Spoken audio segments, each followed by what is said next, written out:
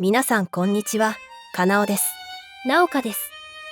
今回はクォーターセンチュリークロニクルサイドユニティの高額カードランキング相場トップ30やっていこうと思います。今回はクォーターセンチュリーシークレットだけでなく、パックから出る全カードを対象にしたランキングなのよね。そうだね。だからシリアルトークンもランキングに入れてるんだけど、使用済みしか出回ってないので、一応トークンは使用済みのカードになっております。でもキャンペーンのカードは発送されてないのに使用済みとはいえ、今トークンを売っちゃうのはデメリットしかないと思うけど。確かに1000枚しかない貴重なトークンだけど、今売るのはちょっと危険だよね。ということで今回は現在相場の他に、前回のランキング、約6日前の相場も掲載させてもらっております。相場はメルカリでの取引価格を参考にさせてもらっています。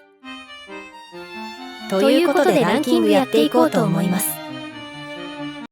30位、ブラックマジシャンガール2111円。29位、マスクチェンジ2333円。28位、ライトロードセイントミネルバ2350円。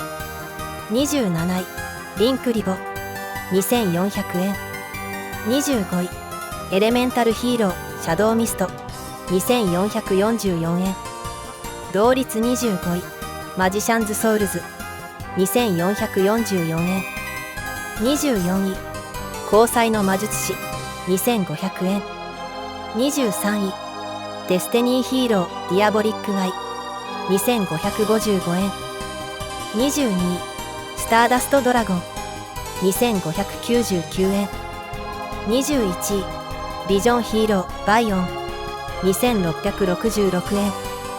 19位、アロマセラフィジャスミン2999円。同率19位、ヘビーメタルフォーゼエレクトラム2999円。18位、コズミックブレーザードラゴン3199円。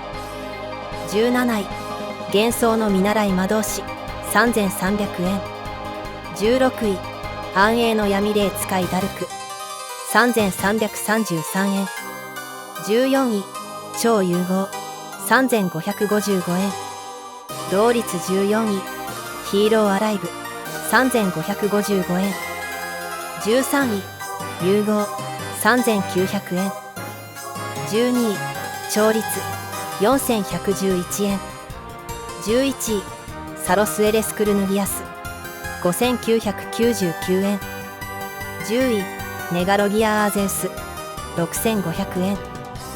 9位、サンダーボルト8000円。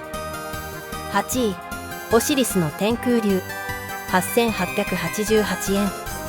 7位、ブラックマジシャン8999円。6位、IP マスカレーナ12220円。5位、灼熱のカレー使いヒータ13000円。4位、ブラックマジシャンガール14999円。3位、総帥の風鈴使いウィン20700円。2位、ブラックマジシャンガール99999円。1位、トークン使用済み36万5000円。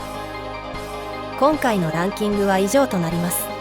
最後までご視聴ありがとうございました。